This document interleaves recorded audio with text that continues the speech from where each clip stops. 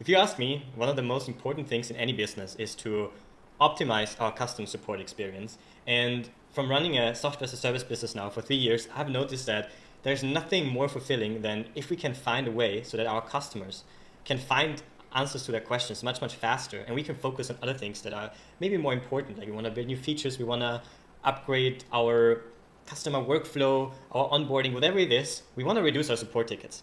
And in my opinion, I have found out that there's just 3 easy steps that we can apply so we can bring these customer support tickets down. And in this video, I'm just going to show you like super quick how we can do this with 1 tool and 3 easy steps. Now, what's the tool going to be that we're going to use? Well, you probably already know what kind of tool we're going to use. In case you don't, we're going to use a knowledge base, or some people also call it a help center.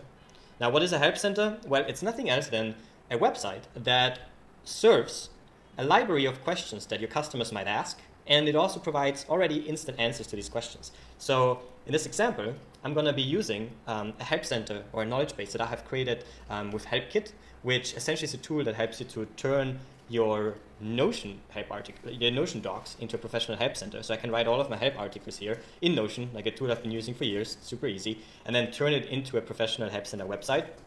That's the tool that I'm using, but you can use basically any tool. But that's the first step. We want to use a knowledge base, okay? And now the question that we all have is, how do I get started? Or more importantly, what kind of help articles am I going to write? And there's a lot of ways how we can approach this. We can just think about what our customers might ask.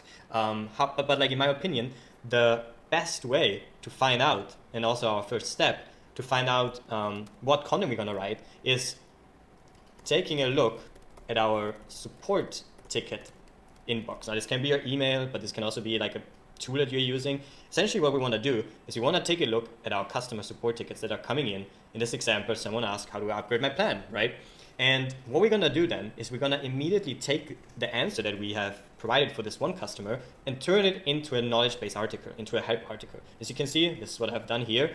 And the great thing about this is that not only can we, whenever someone asks this question again, send him a link to our knowledge base, so it's much faster for our customer support team, or if you're solo founder for yourself, but also your customers are going to use your help center search feature, as you can see here, and then they will be able to find the answer to the question much more fast. And so it's, in my opinion, a no-brainer to prioritize doing this as a first step. Whenever you get a new support ticket and you can generalize the answer, put it into your knowledge base. This is the first step, and in my opinion, the most important step. However, there's a second step that I think is also really important, and that is optimize your help center based on your customer's search intent. Now, what does that mean? Well, what that means is that if you're using a knowledge base tool that has a search feature, your customers are going to search for whatever question you're going to have, right? And the great thing about a tool such as HelpKit is that whatever a customer types into your search bar, it will be analyzed in the backend. We can take a look if what the customer has been searching has actually led to a help article or not. So if we take a look at how it looks like, for example, here on the HelpKit dashboard, we go to the insight section here and then to search intent. We can see what our customers have been searching.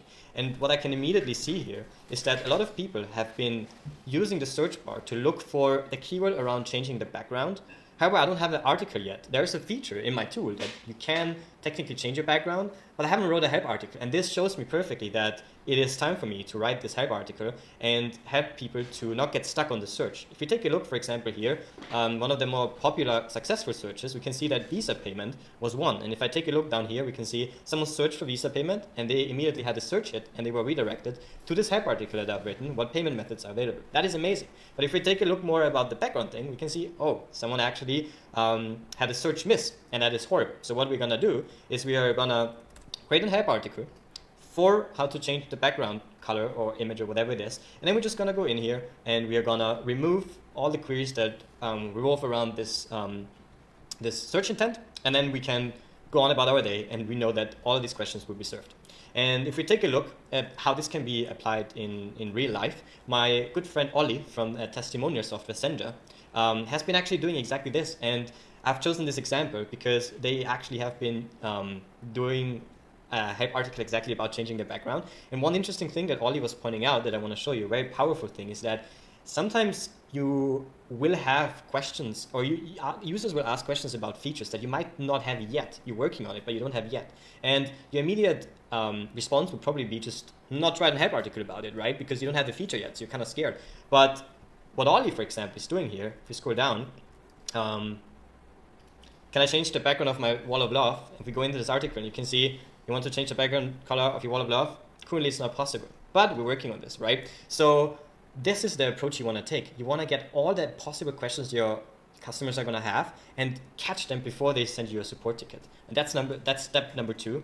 And now, last but not least, I want to talk about the third step, which is optimizing your existing help articles and looking for feedback. Now, this ties into the step 2, but it's a bit more about looking at the help articles we already written. If we go back here to our dashboard, we also have a feature where we can look at the article feedback, right? So if you are using a knowledge-based tool, I highly recommend you to use one where customers can give feedback. If I go down here, there's the search bar where you can see if someone is asking how well your help article is performing. And as a user can go in and say, didn't really like it. And then I can also provide some feedback here, some textual feedback.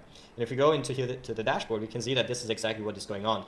We can see what kind of articles have been receiving really well feedback, but also some that might need to have some improvement. And if I look at this here, for example, how do I upgrade my current plan? I can click here, read comments, and then I can see, I'm not quite sure which plan to upgrade to. So if I go to this help article, I can see that probably I have not really been addressing what kind of plans I can upgrade, what plans the user can upgrade to.